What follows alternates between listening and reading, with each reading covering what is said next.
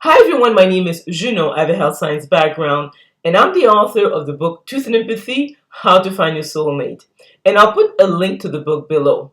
This video is about the romantic compatibility between INFJs and ISFJs. Many people ask themselves the question, who is the best match with another person based on different characteristics, and one of them is MBTI or brain type. And it's a good idea to dive into this topic so that we can make better choices when it comes to our romantic partners.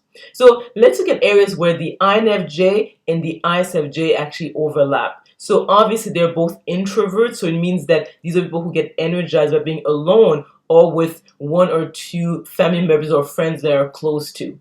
The other aspect also, they are both feelers, so it means that these are people who are empathetic, they are people who come from the heart, they are right brain dominant, and the other aspect also is that they are extroverted feelers. So these are people who want to feel connected with their mate. They are really aiming for harmony in their relationships, and the fact that it's combined with being a judger, it means that these are people who really want to feel close to their partner. So they tend to be very reliable, reachable, so they like to build relationships that are solid and long term. The other aspect also is that these are people, when you look at their function stack, they're pretty much similar in the sense that they both have extrovert feeling as their second function, they have introvert thinking as their third function, and you will see that a lot of people may confuse INFJs with ISFJs because of the fact that their functions are pretty much the same, except that the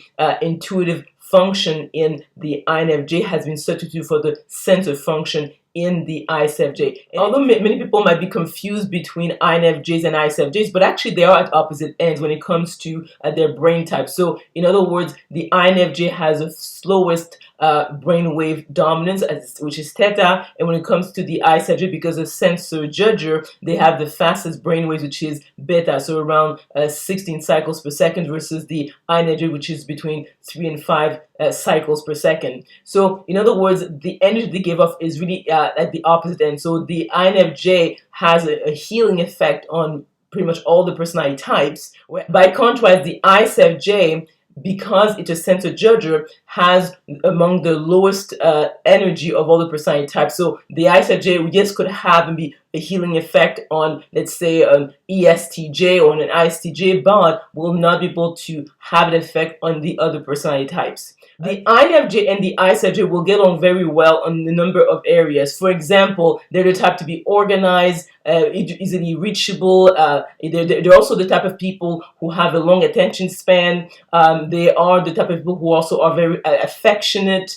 So you'll see that often the INFJ and the ISFJ will feel a sense of, okay, well, we really could be at least very close friends, but the main issue when it comes to the INFJ and the ISFJ is the difference in energy. So in other words, the INFJ will feel pretty drained if they spend enough time with the ISFJ, because of the fact that their energies are the opposite ends. And the other aspect also is that the ISFJ is actually pretty conservative compared to the INFJ. So you'll see that the ISFJ likes sort of tradition, they're about the past, they like what is tried and true, whereas the INFJ is about the abstract future. So they will be able to discuss a number of topics, because when you think about it, is that, for example, they have introvert thinking as third function. So these are the type of people who will be able to understand a number of topics, even in math and science, because again, when you look at function stack, if a person has a thinking function in the first three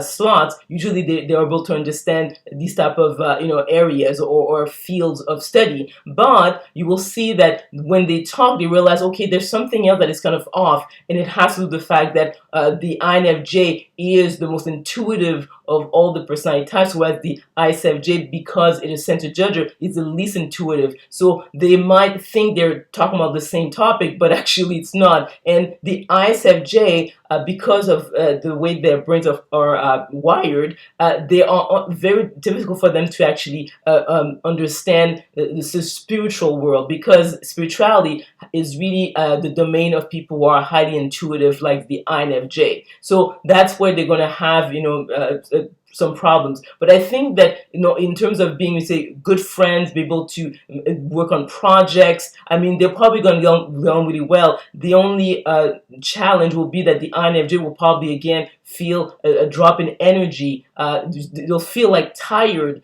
being with the ISFJ because such a great difference in terms of the energy that they give off. So to summarize, I would say that many people actually confuse INFJ with ISFJ because of the fact they're so similar, and I don't think that people understand how rare it is to stumble on an INFJ, because we're talking about people who are like, Mother Teresa, Buddha, and Jesus Christ. So you're not going to stumble, again, I say that often, that you're not going to go to the grocery store and stumble on Buddha. So in other words, if you come across an individual who has a number of characters of the INFJ, most likely they are ISFJs and they're not INFJs. But again, I think that because of the fact they're so similar in terms of their function stack, they'll probably get along well. But I think that again, the INFJ could put him or herself at risk in terms of their overall health if they spend a lot of time with ISFJs. So let me know if you agree with this romantic compatibility analysis of